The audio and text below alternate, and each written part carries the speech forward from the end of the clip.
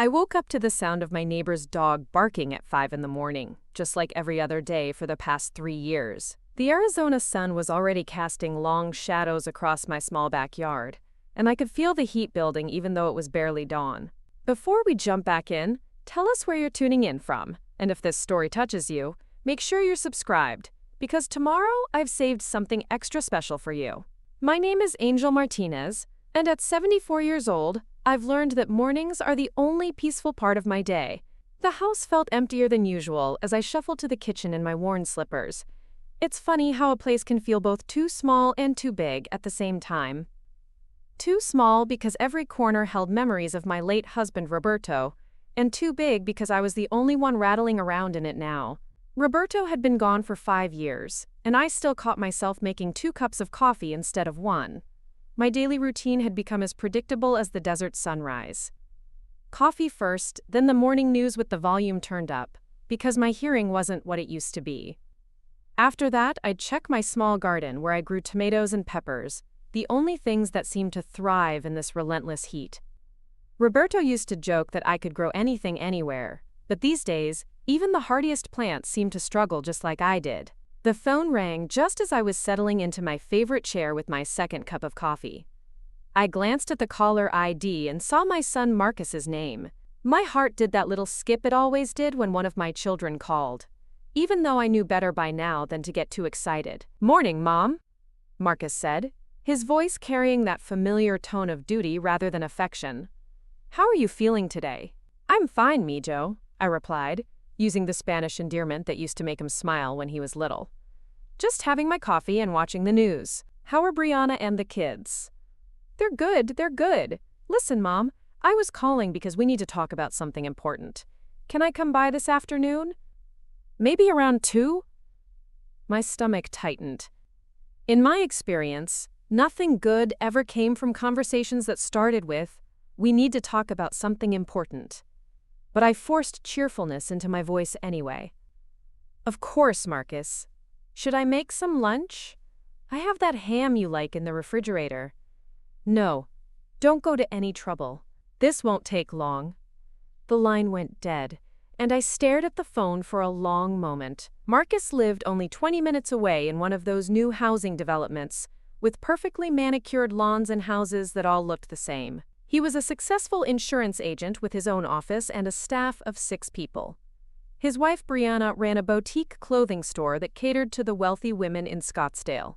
They had 2 children, Tyler, who was 17 and more interested in his video games than his grandmother, and Sophia, who was 19 and away at college studying business. By all appearances, Marcus had built a good life for himself. But somewhere along the way, I had become less of a mother and more of an obligation to check off his list.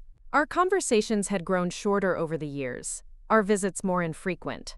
When Roberto died, Marcus had handled all the funeral arrangements with efficient coldness, more concerned with the cost than with comforting his grieving mother.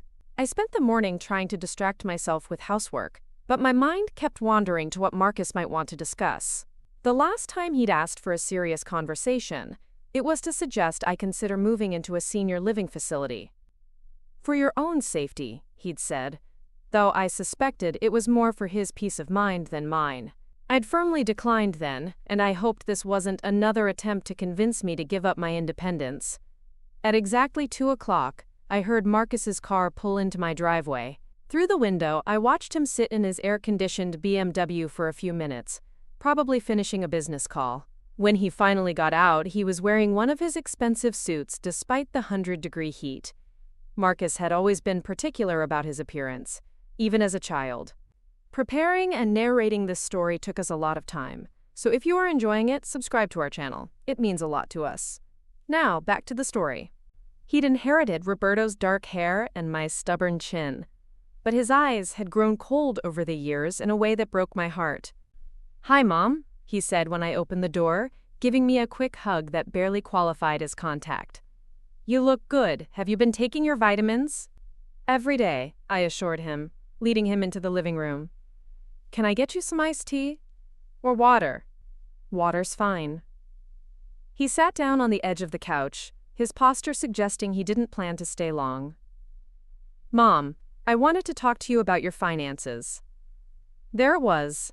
I'd been wondering when this conversation would come up again. Ever since Roberto died, Marcus had been dropping hints about my financial situation, though he'd never asked directly. I suspected he assumed I was struggling to make ends meet on just my Social Security and the small pension from my years working as a school secretary. "What about my finances?" I asked, settling into my chair across from him. "Well, I know things have been tight since Dad passed, and I've been thinking, maybe it's time we looked at some options to help you out. Brianna and I have been doing really well lately, and we could probably help with some of your bills if you need it." I studied my son's face, looking for any sign of genuine concern versus obligation. What I saw there made my heart sink a little deeper. "That's very kind of you, Marcus, but I'm managing just fine." "Mom, be realistic. You're living on what, Social Security and that tiny pension? This house is old. The air conditioning bill alone must be killing you in the summer. And what happens if you need medical care? Or if something major breaks down?" He wasn't wrong about the challenges of living on a fixed income, but what he didn't know was that I wasn't actually struggling financially. What Marcus and his family didn't know was that his assumptions about my financial situation were completely wrong. "I appreciate your concern, Mijo, but really, I'm doing okay." Marcus leaned forward, his expression growing more serious. "Mom, I know you don't want to be a burden, but that's what family is for. We help each other out. Maybe you could move in with us for a while, just until we figure out a better long-term solution." The thought of living under the same roof as Brianna made my skin crawl. Marcus's wife had never made any effort to hide her feelings about me. She tolerated my presence at family gatherings, answered my calls with barely concealed impatience, and had a way of making me feel like an unwelcome guest in my own son's home. "I'm not ready to give up my independence yet," I said firmly. "Then let us help you stay independent. We could take over some of your bills, maybe get you a housekeeping service, arrange for grocery delivery. You wouldn't have to worry about the day-to-day stuff." I could see the wheels turning in Marcus's head, and I realized this wasn't really about helping me. This was about easing his own conscience while maintaining control. If they paid my bills, they'd have a say in how I spent my money and lived my life. "Marcus," I said, "I'm fine. I don't need your money." His jaw tightened, a sign that his patience was wearing thin. "Mom, don't let pride get in the way of being practical. I'm trying to help you here. And I'm telling you I don't need help." We stared at each other for a long moment, and I could see the frustration building in his eyes. This wasn't going the way he'd planned. "Look," he said, his voice taking on a harder edge. "I know you think you're being independent, but what happens when something goes wrong? What happens when you fall and break a hip, or have a heart attack, or can't remember to take your medications? Do you expect me to drop everything and take care of you then?" The question hit me like a slap. In a few sentences, he'd managed to reduce me from his mother to a potential burden, a problem to be solved before it became inconvenient for him. "I would never expect you to drop everything for me, Marcus," I said quietly. I wouldn't want to be an inconvenience.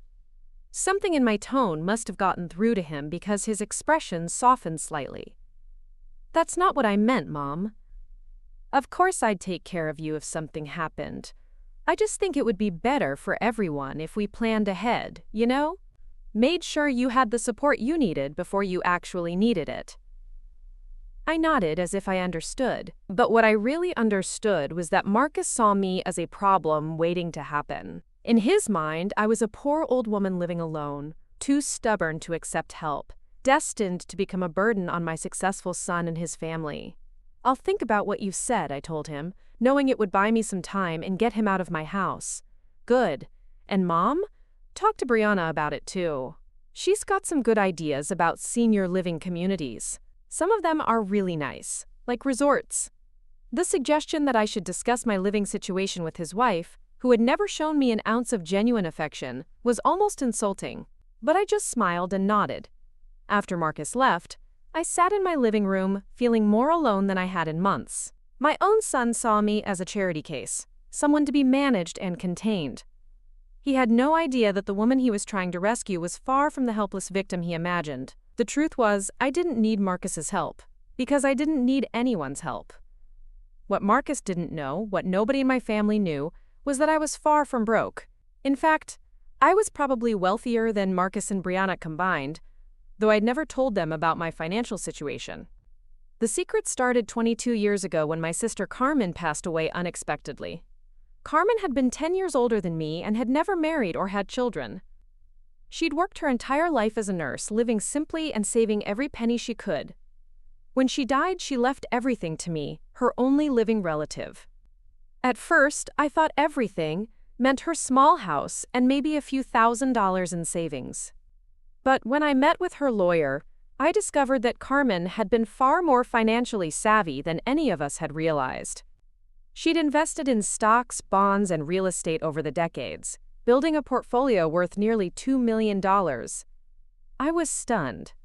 My practical, no-nonsense sister had quietly become a millionaire while working as a hospital nurse and living in a modest house with secondhand furniture. The lawyer explained that Carmen had left specific instructions about how I should handle the inheritance. She wanted me to keep it secret from everyone, including Roberto, until I was sure I could use it wisely. Your sister was very clear about this, the lawyer had told me. She said you'd understand when the time was right. At first, I didn't understand at all.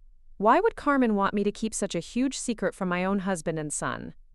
But as the years passed, I began to see the wisdom in her request. Roberto, bless his soul, would have wanted to help everyone with that kind of money. He would have paid off Marcus's college loans, bought him a house, set up college funds for the grandchildren. His generous heart would have given it all away before we knew it. And Marcus? Even as a young man, Marcus had always been attracted to the easy path. If he'd known about the inheritance, would he have worked as hard to build his own business? Would he have developed the independence and self-reliance that had served him so well? So I kept Carmen's secret, investing the money through a financial advisor in Phoenix who had helped Carmen build her wealth. Over the years, that $2 million had grown to nearly $4 million thanks to careful investments and compound interest.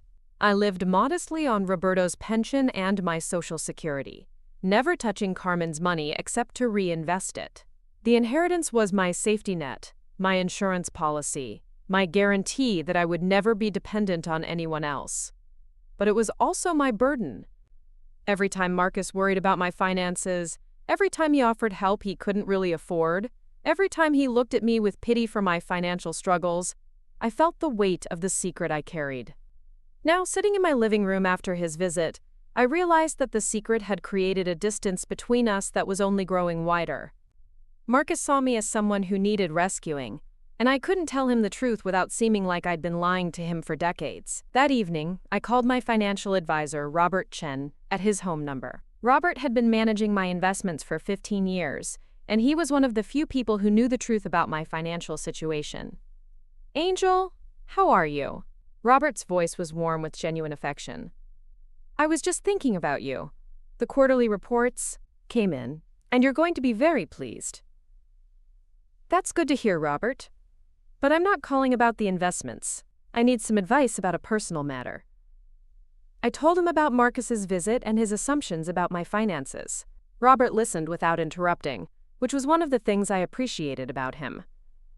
You know, he said when I finished, Carmen probably foresaw this exact situation. She knew that money changes relationships, even between family members. But how long could I keep this up?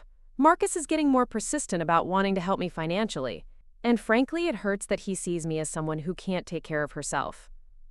Have you considered that maybe it's time to tell him the truth? The suggestion sent a chill through me. What if it changes everything between us? Angel, isn't it already changed? You just told me you feel like he sees you as a burden. Maybe knowing the truth would actually improve your relationship. After I hung up with Robert, I spent a long time thinking about his words. Maybe he was right. Maybe the secret was doing more harm than good. But deep down, I had a feeling that revealing my financial situation wouldn't bring Marcus and me closer together. Instead, I suspected it might reveal truths about my son and his family that I wasn't ready to face. 3 days later, my suspicions were confirmed in the most painful way possible. I was in my garden early Thursday morning, watering my tomato plants before the heat became unbearable. when I heard voices from next door.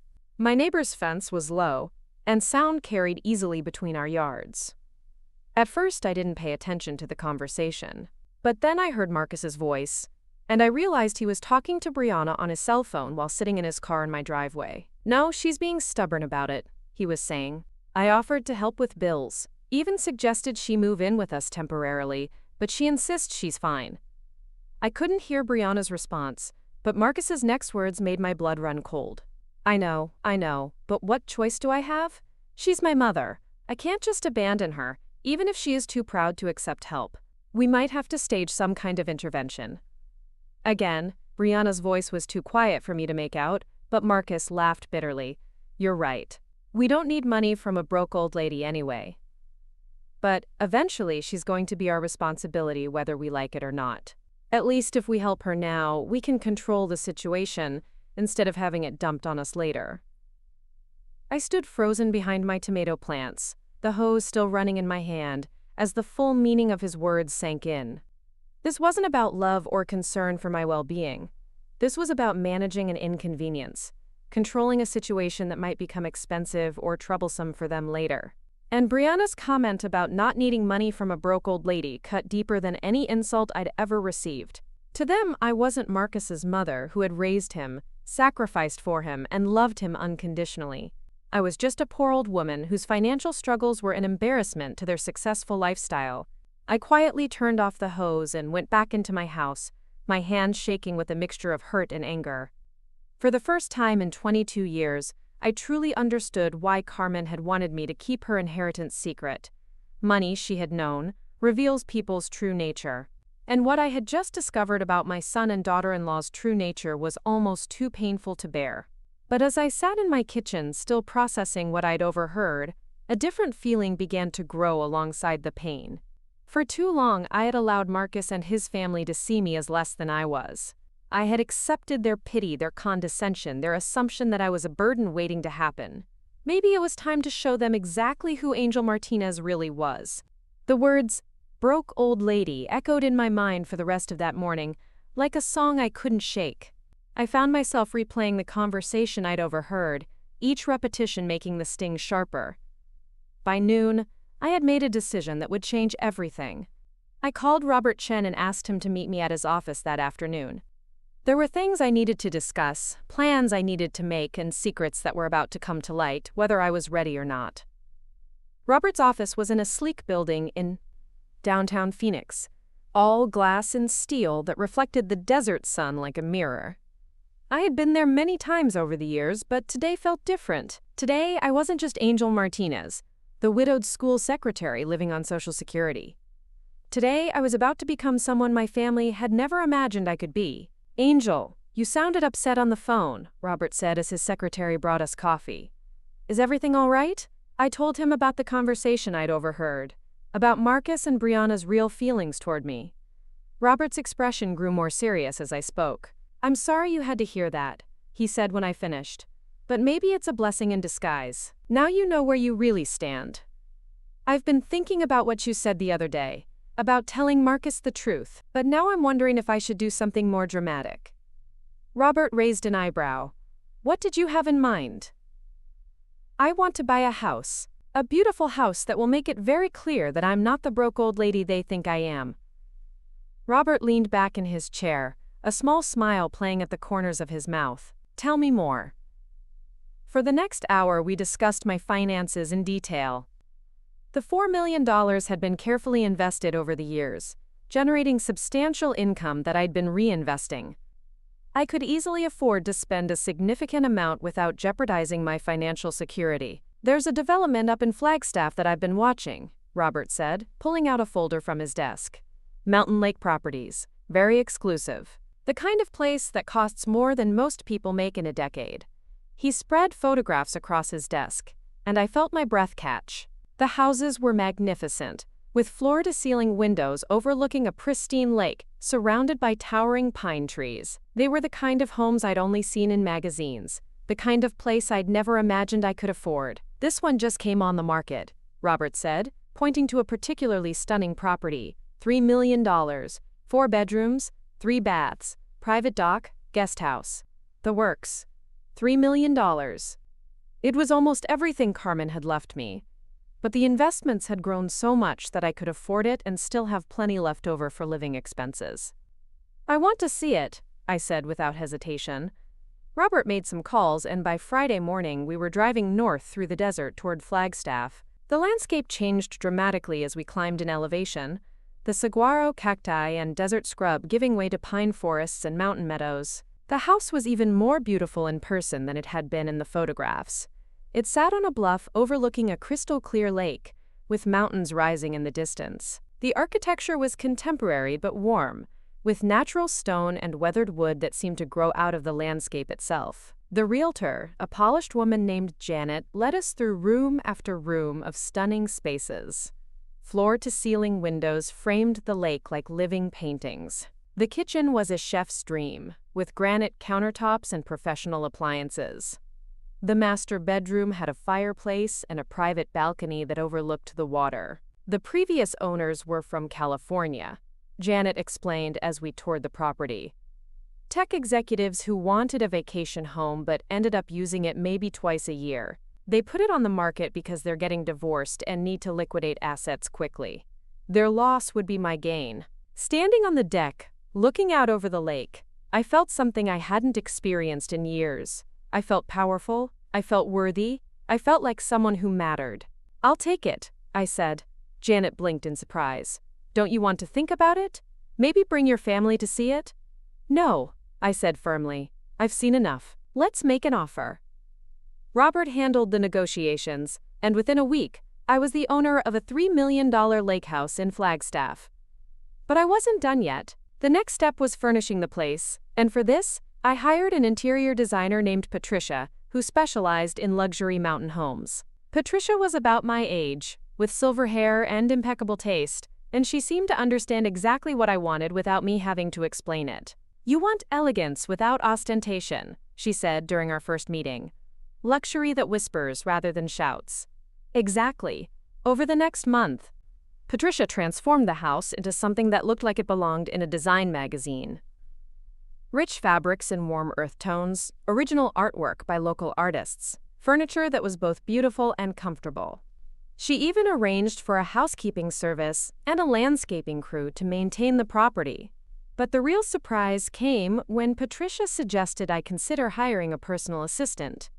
"Someone like you, with properties to manage and investments to oversee, really should have help with the day-to-day details," she said. "I know just the person. Maria Santos. She's been working for wealthy families in Scottsdale for years, but she's looking for a change. She's bilingual, completely trustworthy, and she has experience managing households and travel arrangements." I met Maria the following week, and I liked her immediately. She was in her 50s, with a warm smile and the kind of competent efficiency that made me feel instantly comfortable. We spoke in Spanish for part of the interview, and I was delighted to have someone who understood my background. "Mrs. Martinez," Maria said, "I've worked for many wealthy families, and I can tell you that money doesn't automatically make people good employers, but I have a feeling you and I will work well together." She was right. Maria started the following Monday, and within days, she had organized my life in ways I hadn't realized I needed. She arranged for grocery deliveries, scheduled maintenance for both houses, and even set up accounts with local services in Flagstaff so I could spend time at the lake house whenever I wanted. But the most important thing Maria did was help me plan what she called the reveal. "You need to show your family who you really are," she said one afternoon, as we sat on the deck of the lake house, watching osprey dive for fish. "But you need to do it in a way that makes a statement they can't ignore. What do you suggest?" Maria smiled, and I could see the wheels turning in her head. "We throw a party. A housewarming party. Invite your family to see your new home, but don't tell them what they're walking into." The idea was perfect. For weeks, Marcus had been calling me regularly, still trying to convince me to accept his financial help. Each conversation was a reminder of how little he thought of me, how certain he was that I needed rescuing. "What if I just invited them for a family barbecue?" I suggested. "Tell them I want to show them my new place, but don't give them any details?" "Even better," Maria agreed. Let them come with their assumptions intact. The shock will be much more dramatic. We planned the party for a Saturday in late August. I called Marcus on a Wednesday evening, keeping my voice casual and cheerful. Mijo, I have some news I want to share with the family. Could you, Brianna, and Tyler come to my new place this Saturday for lunch? Maybe around noon. There was a pause on the other end of the line. Your new place? Mom, what are you talking about? I've moved, Marcus. I have a new house that I'd love to show you. Another pause, longer this time. Mom, please tell me you didn't do something impulsive. Did you buy something you can't afford? Because if you did, we can figure out how to get you out of it. I almost laughed at the concern in his voice. Sweet, worried Marcus, assuming his poor old mother had made a financial mistake that he'd have to fix. Just come on Saturday, okay? I promise you'll understand everything then. Where is this new place? Flagstaff. I'll text you the address. Flagstaff? Mom, that's 2 hours away. How did you even get up there to look at places? I have my ways, Mijo. Just come on Saturday. Bring your appetites, I'm making carnitas. After I hung up, I could imagine the conversation between Marcus and Brianna. They were probably convinced I'd been scammed into buying some rundown trailer in the mountains. Or maybe that I'd moved into a senior community and was calling it my new house to save face. Friday night, I drove up to Flagstaff with Maria. We spent the evening preparing for the next day, making sure every detail was perfect.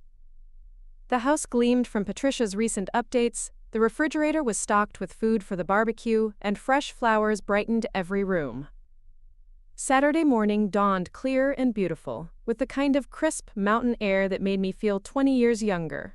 I dressed carefully in a new outfit Patricia had helped me choose. A flowing skirt and elegant blouse that made me look prosperous without being flashy. At exactly noon, I heard cars pulling into the circular driveway. From the kitchen window, I watched Marcus park his BMW next to Brianna's white Mercedes.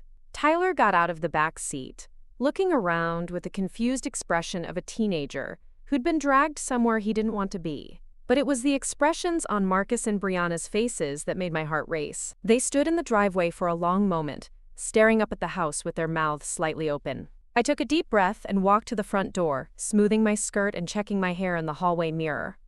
This was it, the moment when everything would change between us. Welcome to my new home, I said as I opened the door, my voice steady and confident.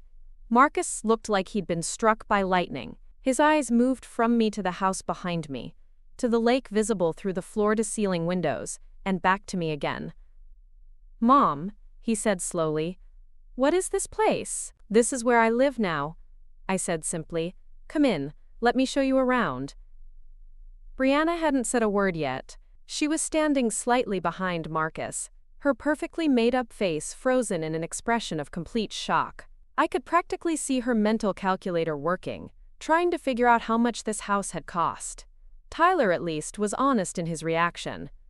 Grandma, this place is sick, he exclaimed, using the teenager slang that I knew meant he was impressed. It's like a mansion. Thank you, Mijo, I said, giving him a hug. Would you like to see the rest of it? I led them through the house slowly, watching their faces as they took in each beautiful room. The living room, with its stone fireplace and leather furniture. The dining room, with its handcrafted table that seated 12. The kitchen with its granite island and professional appliances. The guest bedrooms are upstairs, I explained as we climbed the polished wood staircase. Each has its own bathroom and a view of the lake. The master suite takes up most of the second floor. When I opened the door to the master bedroom, Brianna actually gasped. The room was enormous, with a sitting area in front of the fireplace and French doors that opened onto a private balcony. The bathroom has a jetted tub and a separate shower, I continued, opening another door. And this is the walk-in closet. Marcus had been quiet through most of the tour, but I could see him processing everything he was seeing. When we reached the deck overlooking the lake, he finally found his voice. Mom, I don't understand. How did you afford this place? It was the question I'd been waiting for, the moment when I would finally reveal the truth that had been hidden for more than 20 years. Sit down, all of you, I said, gesturing to the comfortable outdoor furniture. It's time I told you a story about your Aunt Carmen. Maria appeared as if by magic, carrying a tray with iced tea and fresh fruit.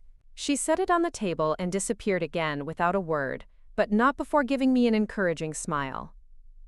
You remember your Aunt Carmen, don't you, Marcus? My sister who died when you were in college? Of course I remember her. She was a nurse, lived in that little house near the hospital. What does she have to do with this? I took a sip of my iced tea, gathering my thoughts. Carmen was much more than just a nurse, Mijo. She was also one of the smartest investors I've ever known. When she died, she left everything to me. Everything?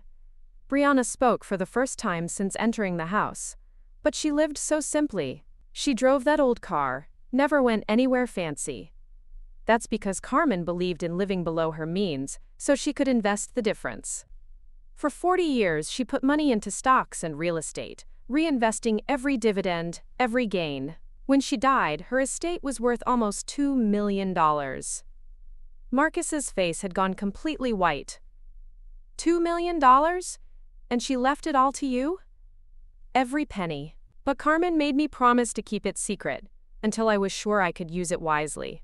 She didn't want the money to change our family relationships, or make anyone dependent on wealth they hadn't earned. So you've had this money for 22 years? Brianna's voice was rising with something that sounded like indignation.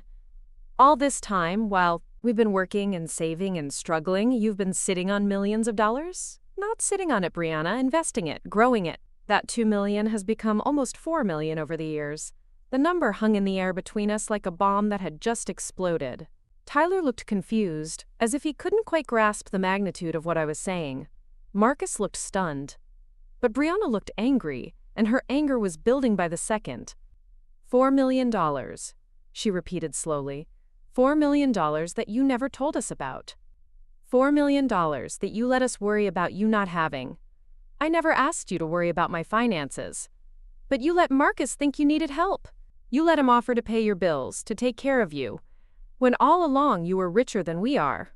Her voice had risen to nearly a shout, and I could see the fury building in her eyes. This was not the reaction I had hoped for, but it was the one I had feared. Brianna, I understand you're shocked, but… Shocked? She interrupted. I'm not shocked, I'm furious. Do you know how many times Marcus has worried about you? How many times he's talked about having to support you when you get older? We've been planning our finances around the idea that we'd eventually have to take care of you. Marcus finally found his voice. Mom, why didn't you tell me? All these years, why did you let me think you were struggling? The hurt in his voice was worse than Brianna's anger. I could see that he felt betrayed, lied to, made a fool of. I wanted you to build your own life, Marcus. To succeed on your own merit, not because you were counting on an inheritance. But I wasn't counting on an inheritance. I was trying to take care of my mother. Were you? I asked quietly. Or were you trying to manage a problem before it became inconvenient for you? The question silenced him, and I could see from his expression that he knew exactly what I was referring to. I heard your phone conversation last Thursday, Marcus. The one where you told Brianna that you didn't need money from a broke old lady. Brianna's face flushed red, but whether from embarrassment or anger I couldn't tell. You heard that? Every word, including the part where you talked about staging an intervention to control the situation before it got dumped on you later. Marcus had the grace to look ashamed. Mom, that's not what I meant. Isn't it? Because that's exactly what it sounded like to me. It sounded like I was a burden you were trying to manage, not a mother you wanted to help. Tyler, who had been silent through this entire exchange, suddenly spoke up. Wait, so Grandma, you're rich? Like, really rich? Despite everything, I had to smile at his directness. Yes, Mijo, I'm really rich. That's so cool. Can you buy me a car? Tyler, Brianna snapped. This is not the time. But her son's innocent question had highlighted something important. Already, the family dynamics were shifting. Already, people were thinking about what my money could do for them. Actually, Tyler, let me answer that. No, I won't buy you a car. But if you work hard and save your money, I might help you buy one for yourself when you're ready. It was a distinction that seemed lost on Brianna, but I could see Marcus thinking about it. Mom, he said slowly, I don't know what to say. I feel like I don't even know you anymore." "You know me, Marcus. I'm the same person I've always been. The only thing that's changed is that now you know I don't need rescuing." We sat in silence for a few minutes, the tension thick enough to cut with a knife. Finally, Brianna spoke again, her voice tight with controlled anger. "So what now, Angel? What was the point of this little revelation? To make us look foolish? To punish us for caring about you?" "The point, Brianna, was to show you who I really am. To stop pretending to be someone I'm not just to make you comfortable." "And what about the money? What are your plans for it?" It was the question I'd been expecting, the one that revealed what this was really about for her. "I plan to enjoy it, to live the life I want to live, in the place I want to live it. And when you die, what happens to it then?" The bluntness of the question took my breath away. Here we were, sitting on the deck of my beautiful new home, and Brianna was already thinking about my death and what she might inherit. "I haven't decided yet," I said honestly, "but conversations like this one are certainly helping me think about it." The threat was subtle but unmistakable, and I could see that Brianna understood it perfectly. "I think we should go," she said, standing up abruptly. This has been quite enough revelation for one day. Marcus looked torn between staying and leaving, between his wife's anger and his confusion about everything he'd learned. "Mom, maybe we could talk more later? Just the two of us?" "Of course, Mijo. You know where to find me." As they gathered their things to leave, Tyler hung back for a moment. "Grandma, I think your house is amazing, and I think it's cool that you surprised everyone." "Thank you, Tyler. That means a lot to me." After they left, I stood on the deck watching their cars disappear down the mountain road. Maria joined me, carrying 2 glasses of wine. "How do you feel?" she asked. "Like I just lit a stick of dynamite," I said, accepting the wine gratefully. "Sometimes that's what it takes to clear the air." As the sun set over the lake, painting the sky in brilliant shades of orange and pink, I reflected on the day's events. The secret was finally out, but instead of bringing us closer together, it seemed to have created new tensions, new questions about who we really were to each other. But for the first time in years, I felt like myself again. Not the poor old lady who needed rescuing, not the burden waiting to happen, but Angel Martinez, a woman of means and independence who could take care of herself and anyone else she chose to help. The real test would come in the days and weeks ahead, when the shock wore off and my family had time to process what they'd learned. Would they accept this new version of me, or would they find new ways to make me feel guilty about my choices? Only time would tell, but one thing was certain. I was done pretending to be less than I was for anyone's comfort but my own. The phone started ringing at 7 in the morning on Monday, just 2 days after my family had discovered the truth about my financial situation. I was sitting on my deck in Flagstaff, enjoying my coffee and watching the morning mist rise from the lake, when Marcus's name appeared on my caller ID. "Good morning, Mijo," I answered, keeping my voice neutral. "Mom, we need to talk. I mean, really talk.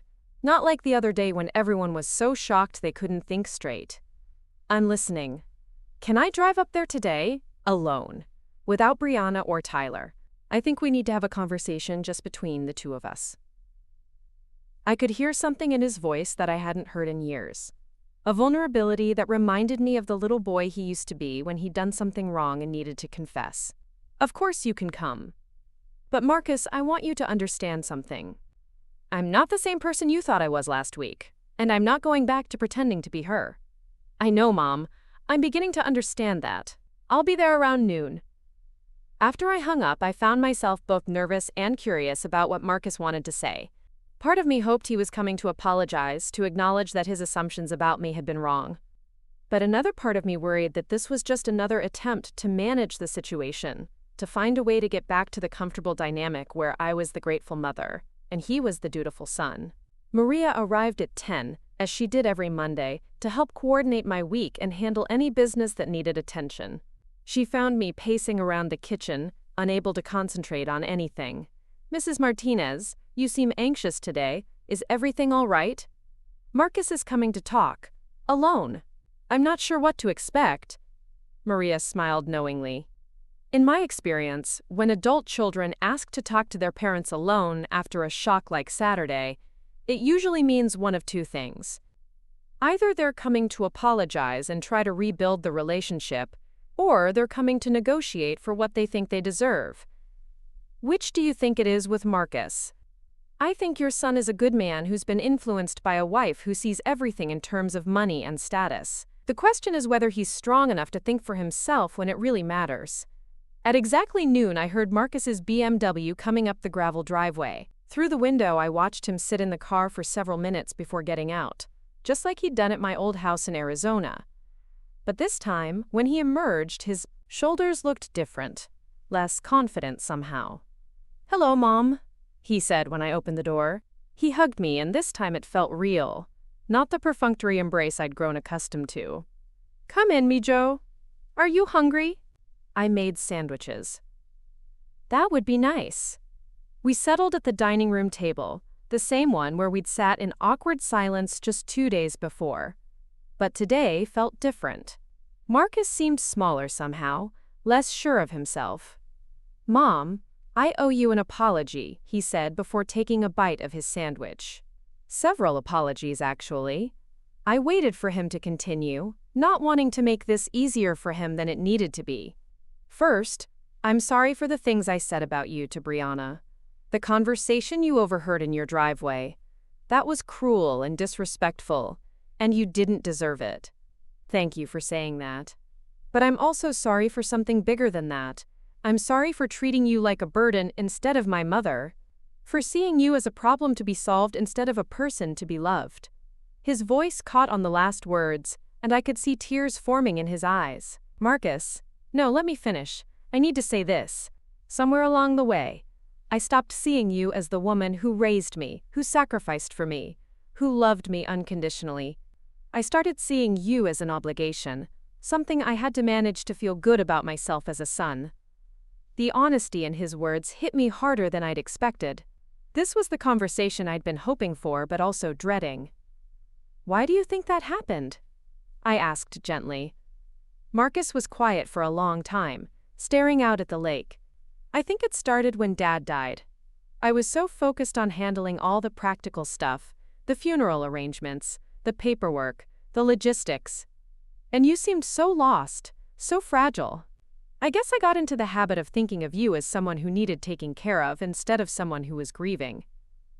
"I was grieving, Marcus, but that doesn't mean I was helpless. I know that now.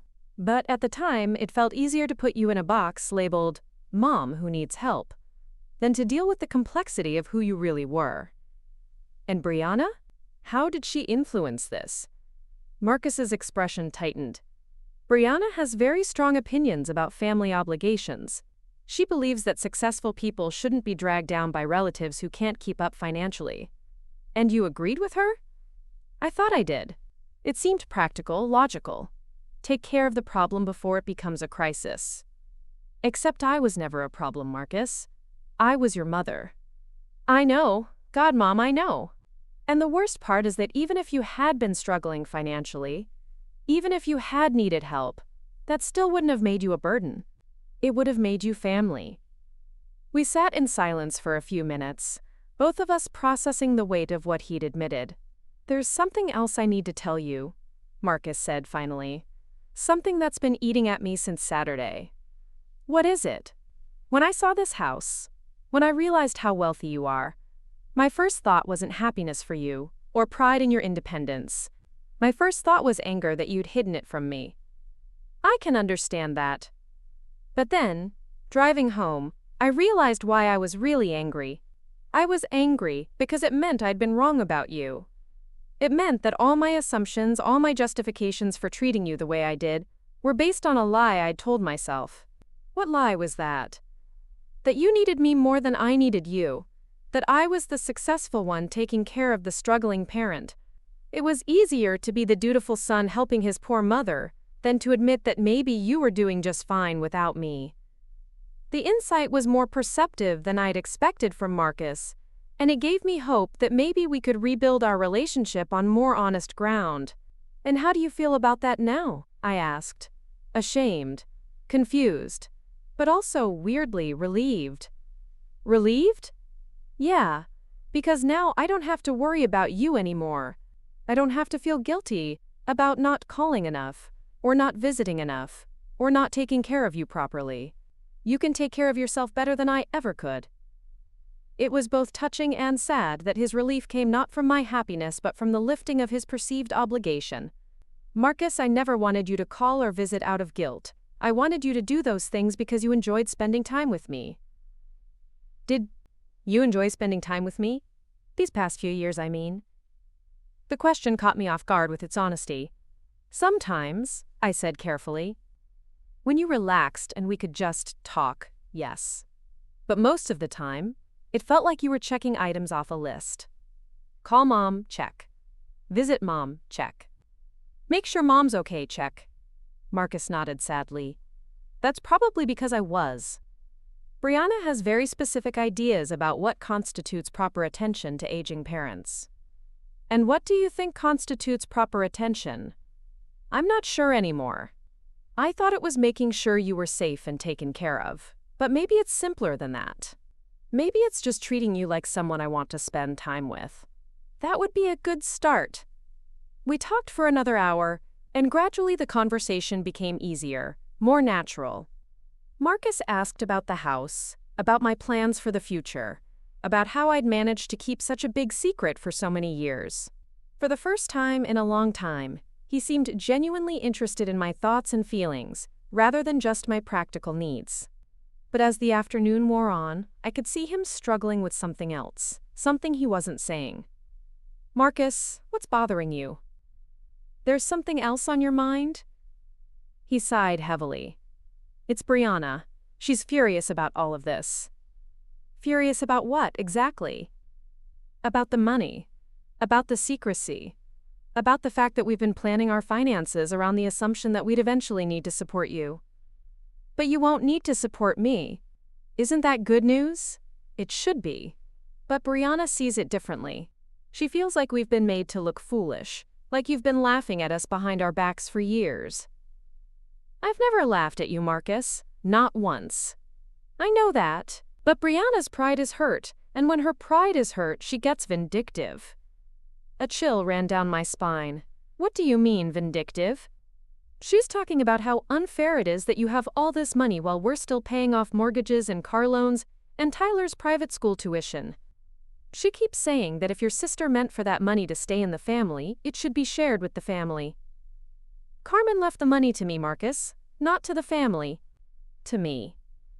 I know that, and I've told Brianna that, but she's not listening. She's already talking about how we could use some of that money to pay off our debts, maybe buy a bigger house, start college funds for Tyler and Sophia." "She's planning how to spend my money?" "She's planning how to spend what she considers the family's money." The presumption was breathtaking. Brianna had gone from pitying me for being broke, to resenting me for being wealthy, to planning how to spend my inheritance. All in the space of 3 days. "And what do you think about her plans?" Marcus looked miserable. "I think they're wrong. It's your money, Mom. You earned the right to decide how to spend it by keeping Carmen's secret and investing it wisely for all these years." But she's my wife. And she's very persuasive when she wants something." I could see the conflict in his eyes, the battle between his newfound understanding of our relationship and his loyalty to the woman he'd married. "Marcus, I need you to understand something very clearly. That money is mine. I will spend it how I choose, when I choose, on whom I choose.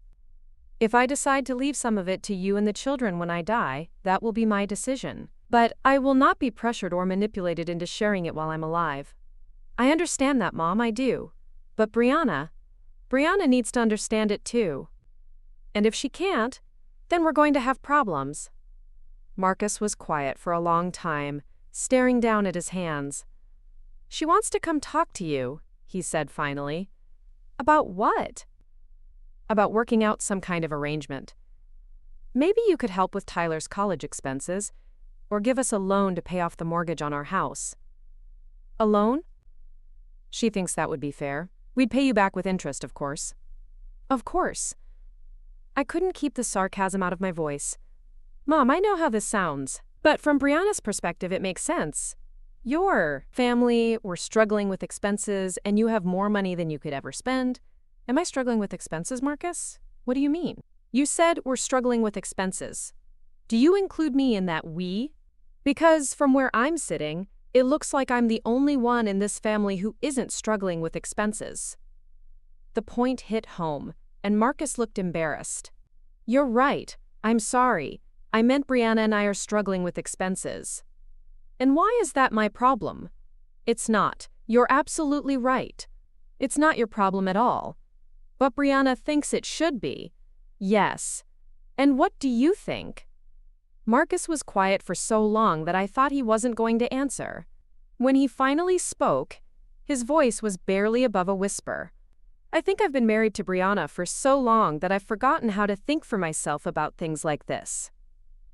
The admission was painful to hear, but it explained so much about how our relationship had deteriorated over the years. Marcus, I love you. You're my son, and that will never change. But I will not allow anyone, including your wife, to treat me like a personal bank account. What if she won't accept that? Then she'll have to live with being disappointed. I've spent too many years trying to make everyone else comfortable at my own expense. I'm done with that. And if it causes problems in my marriage? The question hung in the air between us, heavy with implications.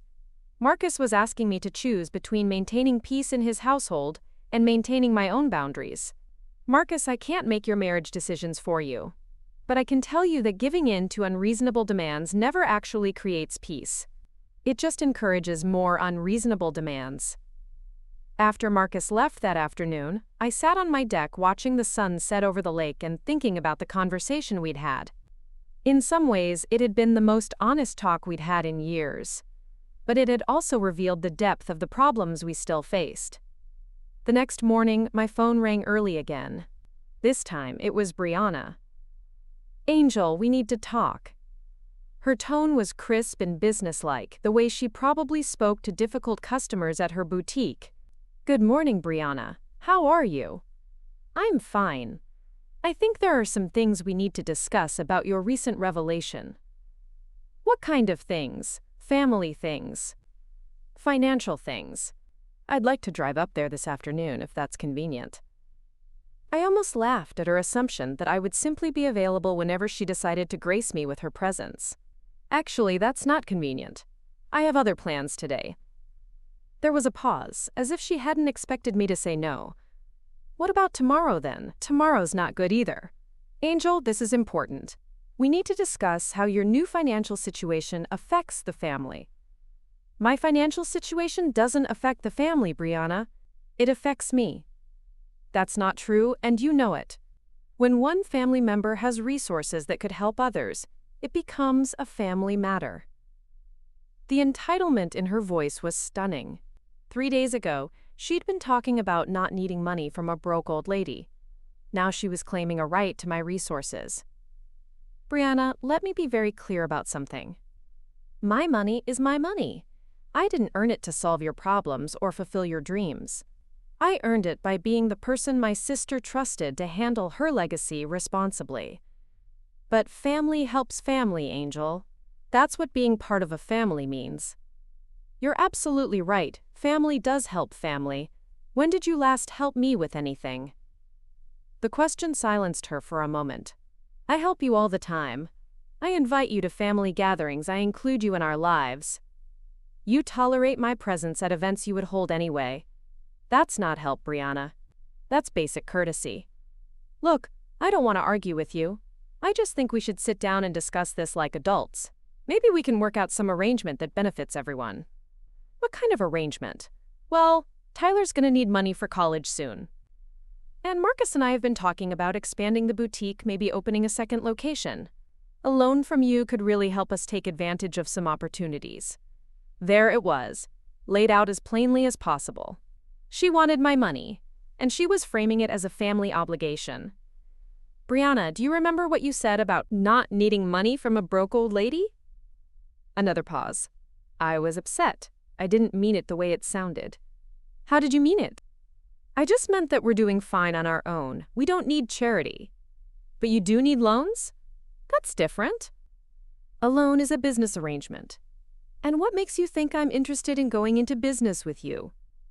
I could hear her breathing on the other end of the line, could almost feel her frustration building. Angel, I'm trying to be reasonable here. I'm trying to find a way for this to work for everyone. What you're trying to do is find a way to get access to my money. And I'm telling you that's not going to happen. Fine, then I guess we'll see how this plays out. The threat in her voice was unmistakable. She hung up without saying goodbye, leaving me staring at the phone and wondering what she meant by, "We'll see how this plays out." I didn't have to wonder long. 3 days after my tense phone conversation with Brianna, I discovered exactly what she meant by, "We'll see how this plays out." I was having breakfast on my deck when Maria came rushing outside with a worried expression on her face. "Mrs. Martinez, you need to see this," she said, handing me her tablet with a social media page displayed on the screen. My heart sank as I read the post. It was from Brianna's boutique's Facebook page, and it painted a picture that was both technically true and completely misleading. "Our family is going through a difficult time right now," the post read. "We recently discovered that a family member has been hiding significant wealth while allowing others to worry about their well-being and financial security. This has created trust issues and emotional trauma that we're still processing. We're sharing this because we believe in transparency and honesty in all our relationships, both personal and professional. Sometimes the people closest to us aren't who we think they are." The post had dozens of comments already, with friends and customers expressing sympathy for Brianna's betrayal by an unnamed family member. She had managed to cast herself as the victim and me as the villain without actually lying about anything. "There's more," Maria said grimly, scrolling down to show me additional posts on Brianna's personal social media accounts. These were more direct, talking about elderly family members who deceive their children and the importance of honesty in family relationships. But the worst one was a post that included a photo of Tyler. "Some people care more about money than family," it read. "My son may not get the help with college that other grandparents provide because someone values their secret wealth more than their grandchildren's future." I felt sick to my stomach. Brianna was waging a public relations campaign against me, using my own grandson as a prop to make me look like a selfish old woman who was denying her family out of spite. "How many people have seen these?" I asked Maria. "Thousands, probably. Her boutique page has over 3,000 followers, and her personal posts are being shared by friends and family members." I scrolled through the comments, reading message after message from people who didn't know me but were happy to judge me based on Brianna's carefully crafted narrative. "Selfish old people like this make me sick," one person had written. "Family should come first," said another. My hands were shaking as I handed the tablet back to Maria. "I need to call Marcus." But when I tried his number, it went straight to voicemail. I tried 3 more times with the same result. Either his phone was off or he was deliberately avoiding my calls. "Mrs. Martinez," Maria said gently, "there's something else you should know. I've been getting calls from reporters this morning." "Reporters?" "Local news stations. Someone gave them your name and told them about your situation. They want to interview you about family wealth and inheritance disputes." This was spiraling out of control faster than I could have imagined. Brianna hadn't just attacked me on social media. She'd apparently contacted the press to turn my private family matter into a public spectacle. "What did you tell them?" "I told them you had no comment and weren't available for interviews. But Mrs. Martinez, they're very persistent. One of them said they're planning to run a story tonight about wealthy seniors who hide their assets from family members." I needed help, and I needed it fast. I called Robert Chen, my financial advisor, and explained what was happening. "Angel, this is serious," he said after I'd filled him in. "This kind of negative publicity could affect your investments, your reputation, even your safety. People do crazy things when they think someone is being unfair with money. What should I do? First, don't talk to any reporters without a lawyer present. Second, document everything Brianna is posting in case you need it later. And third, consider hiring a public relations firm to help manage this situation." "A public relations firm? Robert, I'm not a celebrity. I'm just an old woman who wanted to live quietly with her money." "You're an old woman who's being publicly attacked by her daughter-in-law. That makes you news, whether you want to be or not." After I hung up with Robert, I tried calling Marcus again. This time he answered on the first ring. Mom, I can't talk right now. I'm dealing with a crisis at work. Marcus, we need to discuss what Brianna is doing. She's posting about our family situation on social media and talking to reporters. I know, I've seen the posts. And you're okay with this? There was a long pause. Mom, I'm trying to stay out of it. This is between you and Brianna. No, Marcus, it's not. This is about our family, and she's making it public. She's using Tyler to make me look bad, and she's telling lies about why I kept Carmen's inheritance private. She's not lying, Mom. She's telling her side of the story. Her side of the story makes it sound like I deliberately deceived you to hurt you. You know that's not true. Do I? I'm not sure what I know anymore. The defeat in his voice broke my heart. Brianna had not only turned public opinion against me, she'd also managed to turn my own son against me. Marcus, please, can we meet somewhere and talk about this? Just the two of us, away from Brianna and the social media drama. I don't think that's a good idea right now. Brianna is really upset, and I need to focus on supporting my wife. What about supporting your mother? Mom, you don't need my support. You've made that very clear. You have millions of dollars and a beautiful house and a staff to take care of you. Brianna and I are the ones who are struggling. The self-pity in his voice was nauseating, especially since I knew exactly how much money he and Brianna made from their businesses. Marcus, you are not struggling.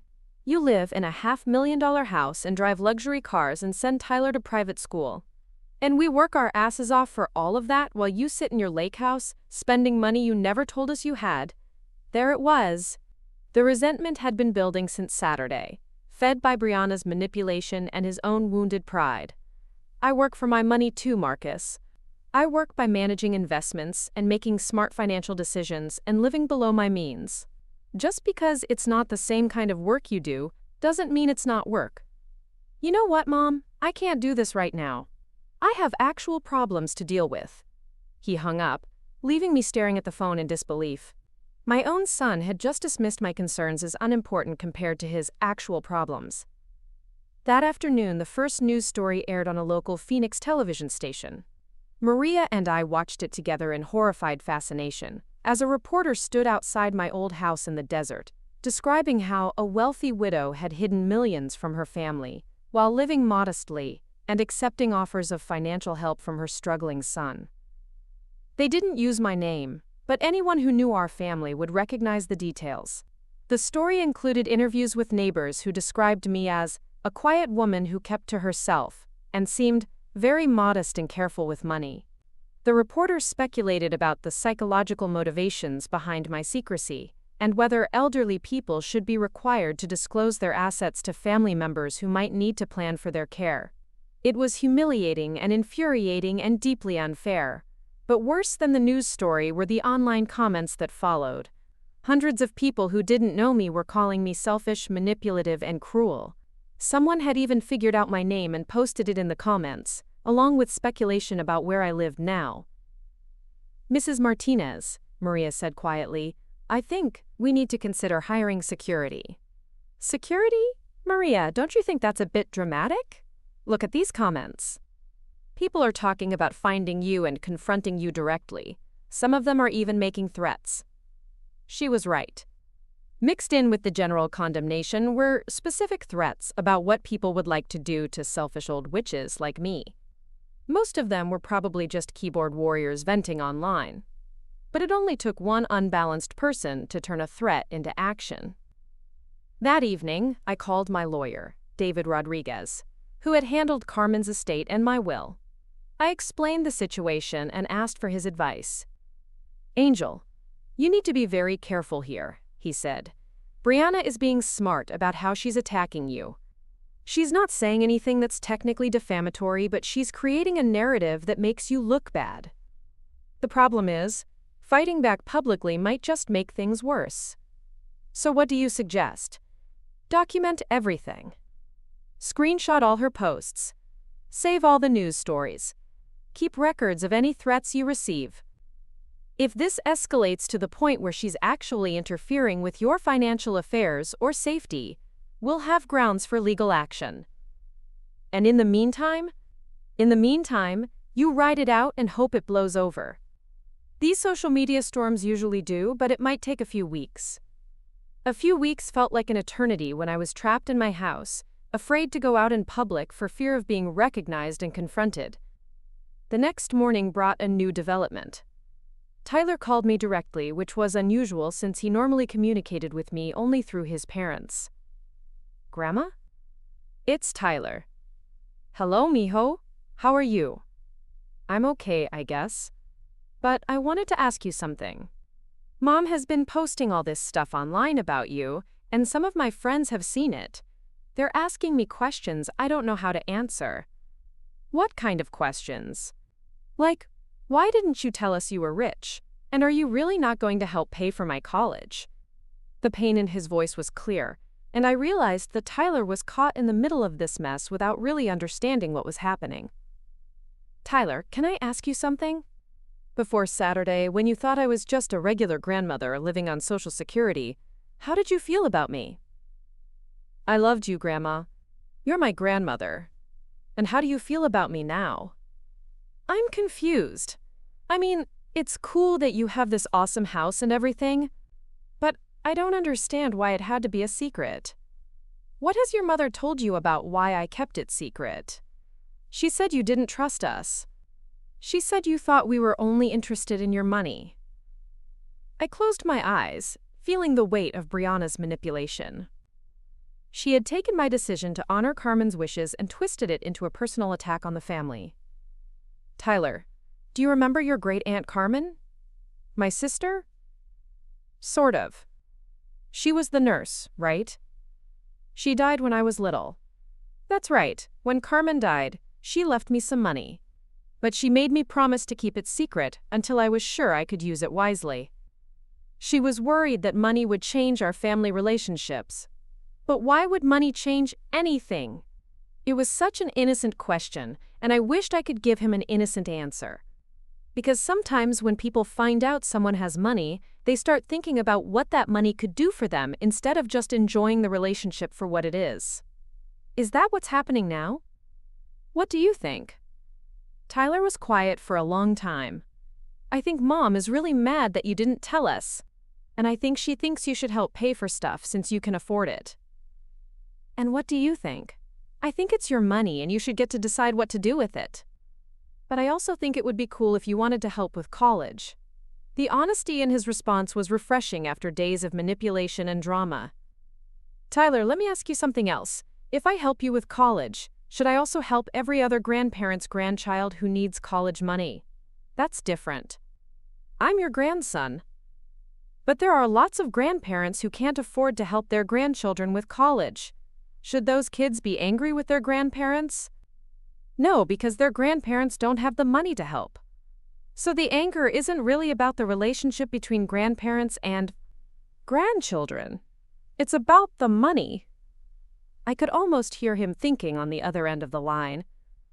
I guess so, but Grandma, if you do have the money, and I am your grandson, wouldn't it be nice if you wanted to help? It would be nice, Tyler. And maybe someday I will want to help. But I need to know that you want a relationship with me because you love me, not because you're hoping I'll pay for things. I do love you, Grandma. Even if you never gave me any money, I'd still love you. That means more to me than you know, Mijo. After I hung up with Tyler, I felt a little bit better. At least one member of my family was still capable of seeing me as a person, rather than a bank account. But my relief was short-lived. That afternoon, Maria came to find me with another crisis. Mrs. Martinez, there are people outside. What do you mean, people? Reporters. At least 3 news vans and some other cars. They're parked at the bottom of your driveway. I went to the window and peered through the curtains. Sure enough, there was a small crowd gathered near the entrance to my property. I could see cameras and microphones, and several people who looked like they were prepared to wait as long as necessary. How did they find me here? I don't know. Someone must have given them your address. The invasion of my privacy was the final straw. I had tried to handle this situation quietly, to protect my family's reputation even as they were destroying mine. But enough was enough. I called David Rodriguez again. David, I need you to do 2 things for me. First, I want you to send a cease and desist letter to Brianna demanding that she stop posting about me on social media. Second, I want you to prepare a statement for the press. What kind of statement? The kind that tells my side of this story. I'm done being silent while they paint me as the villain. Angel, are you sure about this? Once you engage publicly, there's no going back. David, they've already made this public. The question is whether I'm going to let them control the narrative or whether I'm going to fight back. All right, what do you want the statement to say? I thought carefully about my words. I wanted to be truthful without being vindictive, firm without being cruel. I wanted to say that I inherited money from my sister 22 years ago, and I kept it private because my sister asked me to. I wanted to say that I never asked my family for financial help, never led them to believe I was struggling, and never prevented them from living their own lives. I wanted to say that I'm disappointed that a private family matter has been turned into a public spectacle for personal gain. That's good, factual, measured, but with a clear message. And David, I wanted to make clear that I intend to use my money as I see fit, and that includes deciding what, if anything, I leave to family members who think they're entitled to it. Understood. David worked fast, and by evening my statement was in the hands of every news outlet that had been covering the story. The cease and desist letter was hand-delivered to Brianna's boutique. The response was immediate and explosive. Within hours, Brianna had posted a new message on social media, calling my statement hurtful and vindictive, and claiming that I was using money as a weapon against my own family. Marcus called me within minutes of seeing the statement on the news. "Mom, what the hell are you doing? You're making this so much worse." "I'm defending myself, Marcus, something you apparently won't do." "Defend yourself? You just declared war on your own family." "I declared nothing, Marcus. I simply told the truth about what happened and why. If that feels like a declaration of war to you, maybe you should ask yourself why." "Because you threatened to cut us out of your will. How is that not a declaration of war?" "I didn't threaten anything. I simply stated that I will decide how to distribute my assets based on how I'm treated. If you find that threatening, maybe you should examine your own behavior." "My behavior? Mom, you're the one who lied to us for 20 years. "I didn't lie to anyone, Marcus. I kept a private matter private, just as my sister asked me to do." "That's not how Brianna sees it. I don't care how Brianna sees it, I care how you see it. And right now it sounds like you see it exactly the way she wants you to." There was a long silence on the line. "Mom, I love you. But you're tearing our family apart." "No, Marcus, I'm not tearing anything apart. I'm simply refusing to be bullied and manipulated." "If that tears the family apart, then maybe it wasn't as strong as we thought it was." After Marcus hung up, I sat in my living room feeling emotionally drained, but oddly relieved. For the first time since this whole mess started, I had stood up for myself completely and publicly. The next few days brought a media firestorm unlike anything I could have imagined. My story became national news, with cable television hosts debating whether I was a selfish matriarch or a woman defending her right to financial privacy. Public opinion was divided. Some people supported my right to keep my inheritance private and spend it as I chose. Others condemned me for allowing my family to worry about my finances, when I could have reassured them at any time. But the most surprising development came from an unexpected source. Tyler posted his own message on social media, and it changed everything. "I'm the grandson everyone is talking about," his post read. "The one whose college fund is supposedly being withheld by his selfish grandmother. I want everyone to know that my grandmother never promised to pay for my college, never led us to believe she would help financially, and never asked us to take care of her. She kept a secret that wasn't ours to know, and now she's being attacked for it. I love my grandmother, and I'm proud of her for standing up for herself. Family isn't about money. It's about love. And I love my grandma whether she helps pay for college or not." The post went viral within hours, shared thousands of times by people who were moved by Tyler's maturity and honesty. Suddenly, the narrative began to shift. Instead of being seen as the victim of a selfish grandmother, Tyler was being praised for his wisdom and integrity. And, by extension, I was being seen as someone who had raised a family capable of producing such a thoughtful young man. The tide of public opinion was turning, but the real battle was just beginning. Tyler's social media post changed everything overnight. Within 24 hours, the comments on news articles about my story shifted from condemnation to support. People began sharing their own experiences with difficult family members and inheritance disputes. Many expressed admiration for Tyler's maturity and criticized Brianna for putting a teenager in the middle of an adult conflict. But the most significant change came from an unexpected phone call on Thursday morning. It was Sophia, my granddaughter, calling from her college dorm room. "Grandma Angel? It's Sophia. I just saw Tyler's post, and I wanted to call you." I hadn't heard from Sophia in months. She was always polite when I saw her at family gatherings, but distant in the way that busy college students often are with their grandparents. "Hello, mija. How are your studies going?" "They're fine, but that's not why I'm calling. Grandma, I owe you an apology." "For what?" "For believing Mom's version of what happened without asking for your side. For assuming you were wrong without even talking to you. For letting her turn this into a public circus when it should have stayed private." Her words brought tears to my eyes. I had almost forgotten what it felt like to have someone in my family see a situation from my perspective. "Thank you for saying that, Sophia. It means more than you know." "Grandma, can I ask you something honestly?" "Of course. Why didn't you ever tell us about Aunt Carmen's money?" "Not because you had to, but just because you wanted to share something important with your family?" It was the most thoughtful question anyone had asked me throughout this entire ordeal. "Because I was afraid it would change how you saw me.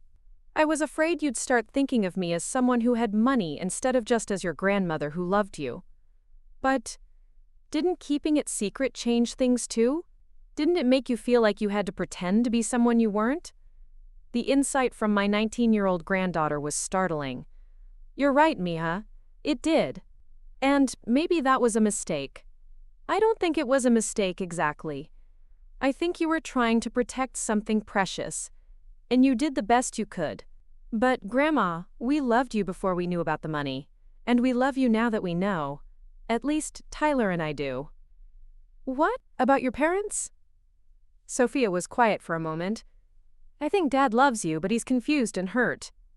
And I think Mom is angry because she feels like she was made to look foolish." "And what do you think?" "I think Mom made herself look foolish by posting our family business online and talking to reporters. You never asked for any of this attention." We talked for another half hour, and by the end of the conversation I felt like I had reconnected with a granddaughter I hadn't really known. Sophia was intelligent, thoughtful, and surprisingly wise for someone so young. "Grandma," she said before hanging up, "would it be okay if I came to visit you at your new house sometime? Just me, without all the family drama? I would love that more than anything." Friday brought another surprise. Marcus called, but this time his voice was different. He sounded tired, defeated, and older than his years. "Mom, can we talk? Really talk? Without Brianna, or the kids, or anyone else?" "Of course, Mijo. I've been doing a lot of thinking since Tyler posted that message online. And I realize that somewhere in all of this mess, I lost sight of who you are to me." "What do you mean?" "You're my mother. Not my responsibility, not my burden, not my source of financial security. You're my mother. The woman who raised me and loved me and sacrificed for me. And I let my wife turn you into something else in my mind." I could hear the pain in his voice, and my heart ached for him. "Marcus, you're not entirely to blame for this. I made choices too. I chose to keep the secret, and maybe that wasn't fair to you. But it was your secret to keep, Mom. Carmen left that money to you, not to us. And you honored her wishes the way she asked you to. There's nothing wrong with that. How do you feel about it now? Honestly, I'm embarrassed. I'm embarrassed that I assumed you needed my help.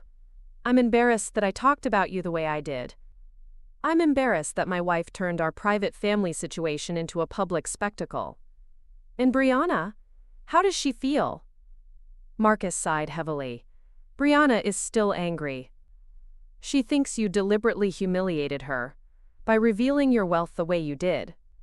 She thinks you should have told us privately and worked out some arrangement for sharing the resources with the family." Sharing the resources? Her words, not mine. And before you ask, no, I don't agree with her. It's your money, Mom. You can do whatever you want with it. But she's your wife, Marcus. This is affecting your marriage. Yeah, it is. But that's my problem to solve, not yours. The conversation continued for over an hour, and gradually I began to hear more of the son I remembered in Marcus's voice. He apologized for the things he'd said, for the assumptions he'd made, and for allowing Brianna to attack me publicly without defending me. I want to rebuild our relationship, Mom, but I need you to know that it might take time. I have to figure out how to be a good son and a good husband when those two things seem to be in conflict. Take all the time you need me, Joe. I'm not going anywhere. Over the next few weeks, a new normal began to emerge. The media attention gradually died down as other stories took precedence. Brianna removed most of her social media posts about me, though she never apologized or acknowledged that she had been wrong. Tyler started calling me regularly, just to chat about school and friends and his plans for the future. We never discussed college funding directly, but I began to understand what kind of young man he was becoming, and I liked what I saw. Sophia visited twice, once with Tyler and once alone. During her solo visit, we had long conversations about everything from her studies to her dreams for the future. She was interested in business, like her mother, but with a focus on ethical practices and social responsibility. Marcus came to see me monthly, and gradually our relationship began to heal. He started sharing more about his work, his hopes, and his struggles with balancing everyone's expectations. He never brought Brianna with him, and I never asked why. 3 months after the revelation about my inheritance, I made a decision that surprised everyone, including myself. I called a family meeting at my lake house, inviting Marcus, Brianna, Tyler, and Sophia. They arrived on a Saturday afternoon in October, when the leaves on the mountain trees were turning brilliant shades of gold and red. The Coricizo Tremé setting was beautiful, but the atmosphere was tense. It was the first time Brianna and I had been in the same room since the day I'd revealed my wealth. "Thank you all for coming," I said once we were seated in my living room. "I asked you here because I have some things I want to say and some decisions I want to share with you." Brianna sat stiffly on the edge of her chair, her arms crossed defensively. Marcus looked nervous. The kids seemed curious but cautious. "First, I want to apologize to all of you for keeping Carmen's inheritance secret for so long.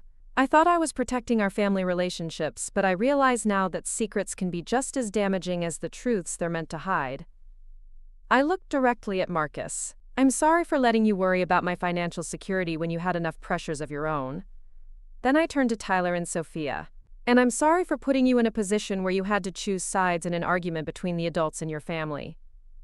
Finally, I looked at Brianna. "Brianna, I'm sorry that my revelation came as such a shock, and I'm sorry if you felt deceived." Brianna's expression softened slightly, but she didn't speak. "However," I continued, "I want to be clear about some things going forward. My money is my money. I will spend it as I choose, give it as I choose, and leave it as I choose. I will not be pressured, manipulated, or guilted into financial decisions that don't feel right to me." I paused to let that sink in. That said, I love this family, even when we disagree and even when we disappoint each other. And because I love you, I want to share some of my plans with you. I reached for a folder that I'd placed on the coffee table. "Tyler, you're going to be a senior next year, and you'll need to start thinking seriously about college. I'm prepared to pay for your tuition, room, and board at any accredited university where you're accepted." Tyler's eyes widened with surprise and gratitude. "Really, Grandma?" "Really. But there are conditions.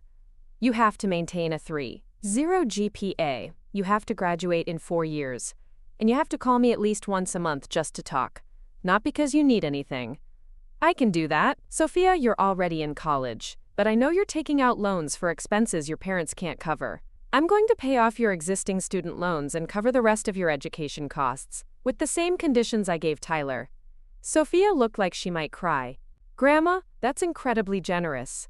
"And Marcus," I turned to my son, "I know you and Brianna have been talking about expanding the boutique. I'm prepared to offer you a business loan at a very reasonable interest rate, with a formal contract and payment schedule." Marcus looked shocked. Mom, you don't have to do that. I know I don't have to. I want to. But it will be a real loan, with real terms, not a gift. Finally, I looked at Brianna. Brianna, I know we've had our differences, but you're part of this family. If you can accept my boundaries and treat me with respect, I'd like us to try to rebuild our relationship. For the first time since this whole ordeal began, Brianna's mask of anger slipped, and I saw something vulnerable underneath. Angel, I owe you an apology, she said quietly. I handled this whole situation badly. I was embarrassed and angry, and I took it out on you publicly when I should have talked to you privately. I accept your apology. I'm not proud of the way I behaved. I turned our family business into a public spectacle, and that was wrong. The admission seemed to cost her a great deal, but it was exactly what I needed to hear. What matters now is how we move forward, I said. We spent the rest of the afternoon talking more openly than we had in years.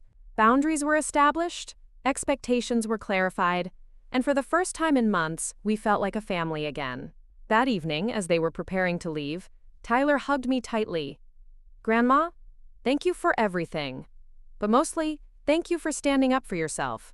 It showed me that it's okay to have boundaries, even with people you love. Sophia's hug was just as warm.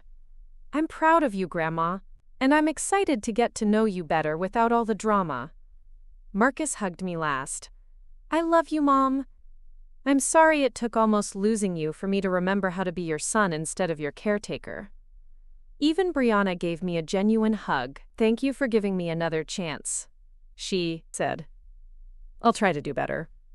As I watched them drive away down the mountain road, I felt something I hadn't experienced in years, complete peace with my choices.